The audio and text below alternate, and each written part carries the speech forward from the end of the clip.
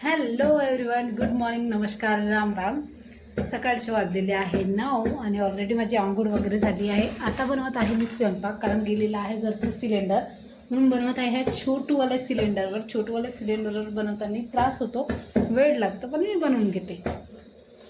आणि छान मॉर्निंग आहे. चला पटापट करते स्वयंपाक, कारण आवडला द्यायचं आहे, जेवण करायला आव जाणार आहे कामावर.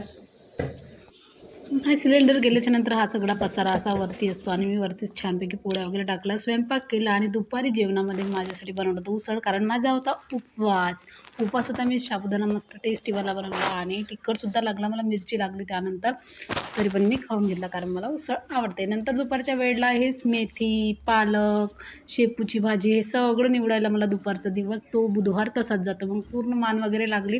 नंतर मग थोडं रिलॅक्स केलं, छान थोडा वेळ झोप घेतली आणि संध्याकाळच्या जेवणाची तयारी केली. संध्याकाळी जेवणाला छानपैकी सोला मसाला भात, ज्यामध्ये मस्त वटाणे आणि दाणे, छान वटाण्याचे दाणे आणि मस्त जेवण वगैरे केलं. आणि मी संध्याकाळी रात्री छान रील बनवली आणि चला ओके टाटा बाय. अशी नवीन रील बघायला स्वीट